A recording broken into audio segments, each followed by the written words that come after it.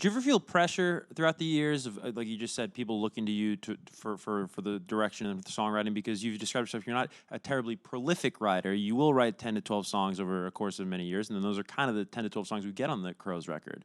Do you ever feel pressure to produce?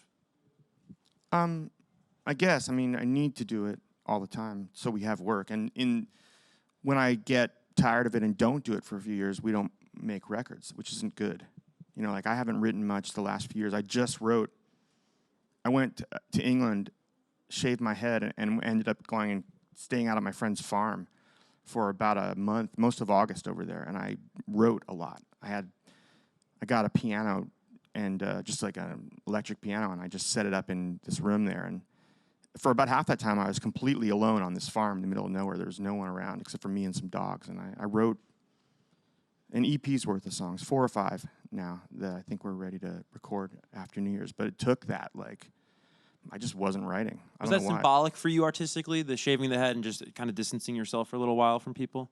I don't know. It was, I just got really tired of the dreads, and I got there, and I was thinking about doing it, and my girlfriend was asleep because she'd just gotten off a plane, and I just sort of went in the bathroom and started cutting it off my head, and she's like, do you want me to help you? And I started thinking about, what if I really regret this? I don't want to be mad at anyone for doing it. It should be my fault.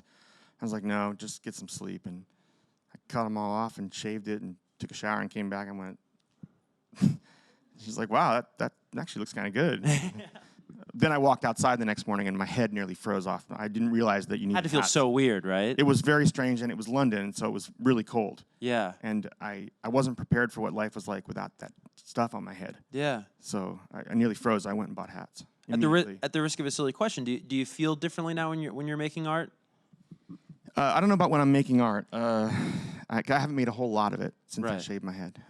But I definitely feel different. I went to a football game out in California about, I don't know when it was, 3 or 4 weeks ago. It was right before I went to England again. I got back last night. And my friend Steve Kerr was with me, him and his wife, he's the coach of the Warriors. And so we were at the game, and, you know, in the Bay Area, it was in Berkeley, and, you know, he's an icon there right now. And everyone's like, and for the first week or two, I was like, yeah, it's really cool. You know, no one is coming up to me. No one is recognizing me, but it's kind of great. I just have never been this anonymous in 30 years almost. But at the game, I was watching Steve, and I thought, actually, this is a little humbling. You know, no one recognized me here. I went to college here at Berkeley. No one recognized me, and everyone recognizes Steve. I was a little jealous for a minute there. Well, that must have been such a trip, because that's what kind of drove you out of Berkeley, for lack of a better term, right? Yeah, is how recognizable you were. There'd be kids camping out on your front lawn in Berkeley, and then you moved to LA. So being back in that town, that had to be kind of funny. It was weird, and I hadn't really been prepared for the kind of childish jealousy of it a little bit. You know, I was really not ready. You know, I've accomplished a lot in my life, but all of the stuff in my life that came about it, that I really like identify with, I had those things on my head at the same time, you know, and the stuff before that, I was kind of a bum or a kid, you know, not doing much. So you know, I wasn't sure, you know.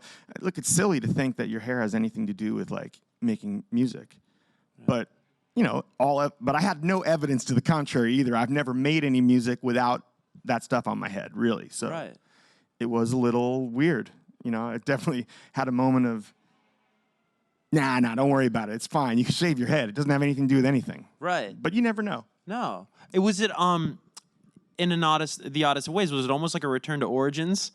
In a certain way, did you feel like, you know, almost like pre-fame, Adam? Not any origins. No, that guy was a total loser. I barely remember him. I just remember he didn't do much with his life. Yeah.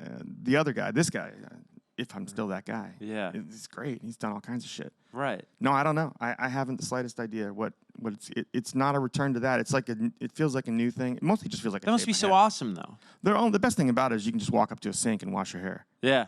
Yeah. I do. I walk by the sink in the bathroom all the time, and I'm like, you know what? I'm just gonna do it again. I stick my head into the sink and I wash my hair, and then it's fantastically efficient. Speaking of those Coca-Cola commercials, we have a shampoo commercial on the horizon. Coming up any day now, yeah. Yeah.